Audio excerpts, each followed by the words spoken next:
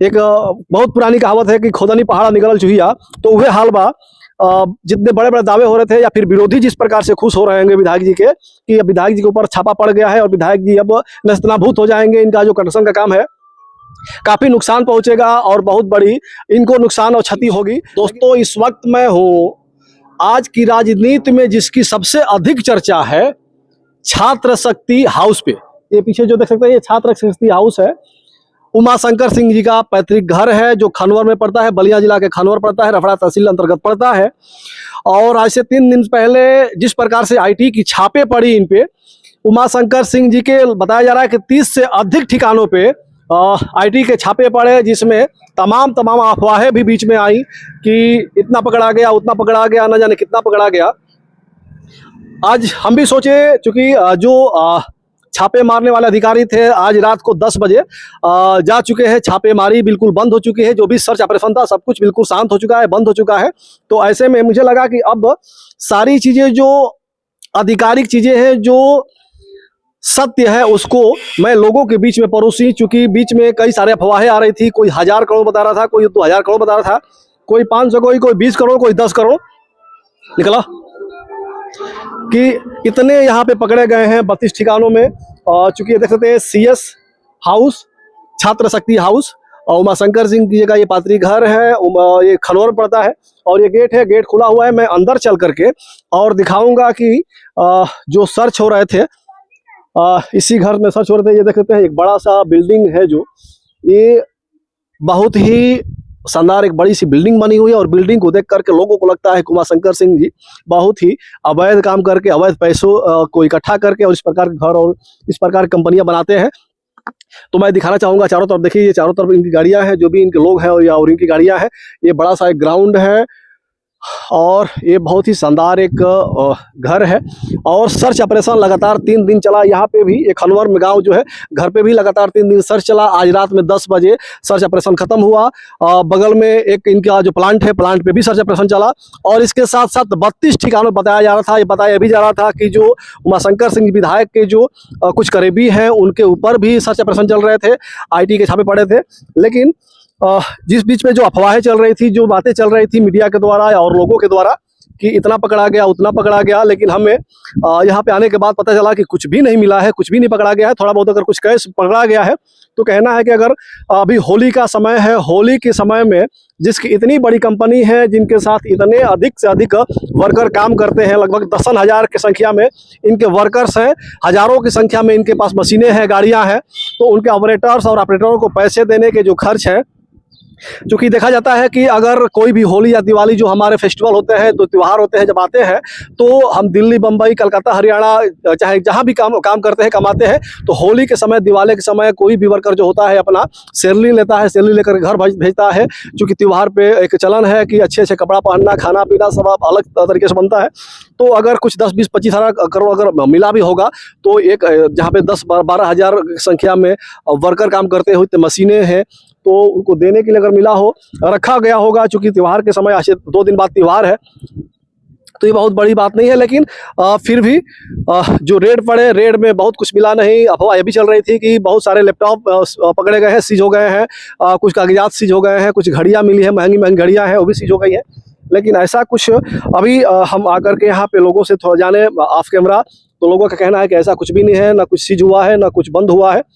सारी चीज़ें नॉर्मल है, अब स्थिति नॉर्मल है। अब यहाँ पे जो आवागमन था, जो लोग आ जा रहे थे पहले छापे से पहले, वैसे एकदम नॉर्मल स्थिति है। जो भी अब लोग आना चाहते हैं, मिलना चाहते हैं, तो आ सकते हैं, जा सकते हैं।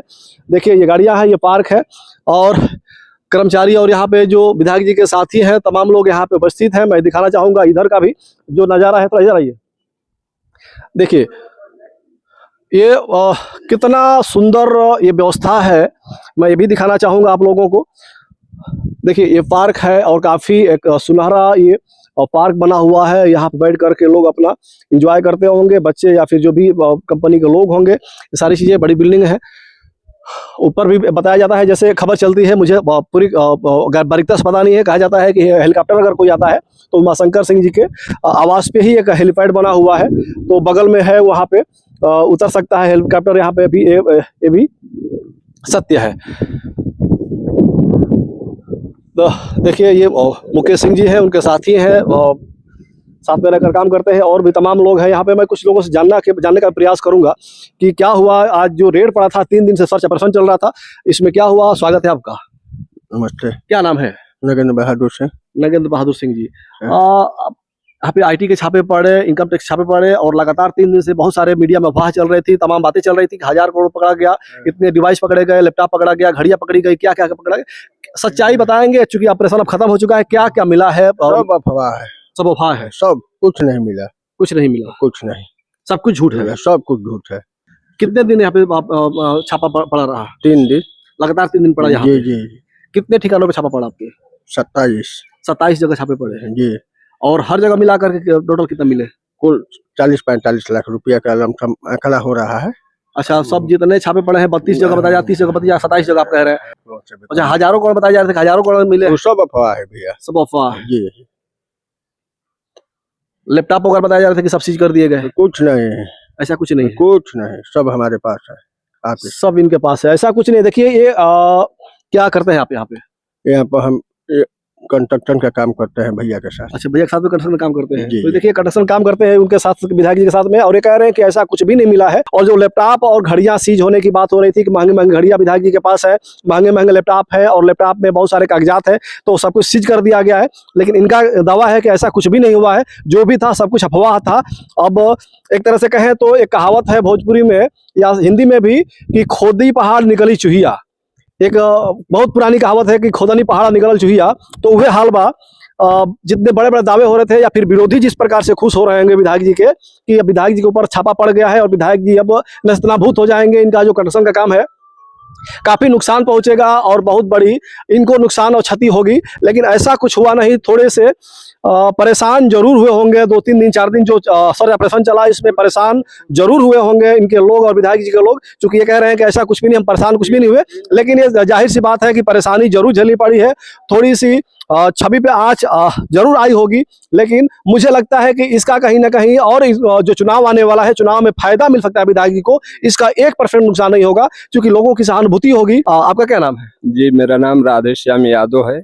कहाँ घर है आपका? वर्तमान अतरसुआ क्षेत्र पंचायत हूँ। अच्छा जी। तो यहाँ पे कुछ करते हैं? नहीं, हम विधायक जी के साथ। अच्छा, विधायक के साथ में रहते हैं। उनके करे करता है। क्या कहेंगे, बड़ा 1000 करोड़ के दावा हो रहे हैं कि पकड़े गए, विधायक जी बर्बाद हो गए अब। सब गलत है भैया। अच्छा, भैया की तबीयत खराब है, जानबूझकर कुछ लोगों ने ये जांच कराए हैं।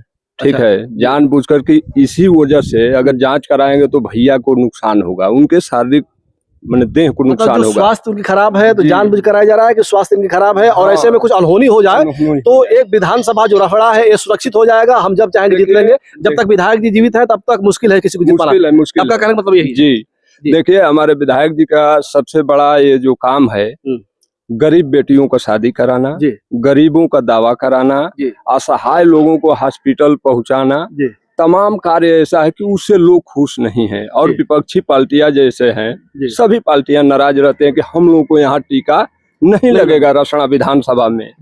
इसको देखते हुए ये लोग पूरे विधायक जी पर अटैक है। अच्छा, कि कैसे विधायक जी को हम लोग नीचे कर दें। लेकिन हम लोगों का विधायक जी गरीबों का मसीहा है, भगवान का उनके ऊपर आशीर्वाद है, भोलेनाथ का आशीर्वाद है। अगर भगवान का आशीर्वाद है तो जनता कुछ नहीं, विपक्षी पार्टी कुछ नहीं कर सकती है। जी, देखिए कह रहे हैं किस प्रकार से कि विधायक जी जो हमारे हैं गरीब असहाय लोगों के बहुत सहायता करने वाले हैं, गरीब बेटियों के शादी कराने वाले हैं और भगवान की कृपा उन पे साक्षात है। और जब तक भगवान की कृपा रहेगी तब तक कोई विरोधी हमारा कुछ बिगाड़ नहीं सकता है, विधायक जी कुछ बिगाड़ नहीं सकता है। कुछ और कहना चाहते हैं? जी, 3 दिन हमारा जांच चला, तीनों दिन में एक भी दिन काम बंद नहीं है। पूरा हमारा ऑफिस में लैपटॉप है, सब सामान हमारे पास है। अच्छा, सब सुरक्षित है। वो लोग आए और संतुष्ट होकर गए, बस आए संतुष्ट हुए फिर चले गए, लेकर कुछ भी नहीं गए? कुछ नहीं। जी भैया, हम एक बात कहना चाहते हैं यहाँ के विपक्षी पार्टियों से कि क्या दिक्कत है इन लोगों को, क्या दिक्कत है इन लोगों को विधायक जी से कि बार बार कोई जांच कराए। इससे पहले भी एक नेता जांच कराए थे लेकिन उसमें कुछ नहीं निकला। सुप्रीम कोर्ट, हाई कोर्ट हो गए थे जी।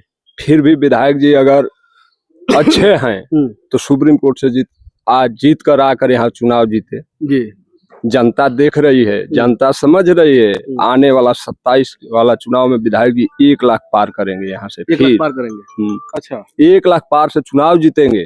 अच्छा जी, यानी कि पिछली बार जो जीत हुई है उससे भारी अधिक जीत होगी। पूरे रसना विधानसभा की जनता यही कह रही है कि विपक्षी पार्टी जानबूझकर विधायक जी को फंसा रही है। जी, और उनके विपक्षी में किसके, जैसे समाजवादी पार्टी या नाम नहीं पकड़े। जी जी, इसलिए कि हमारे विधायक जी किसी का नाम नहीं धरते हैं, तो हम लोग क्यों नाम क्यों धरेंगे? ठीक है, कोई बात नहीं।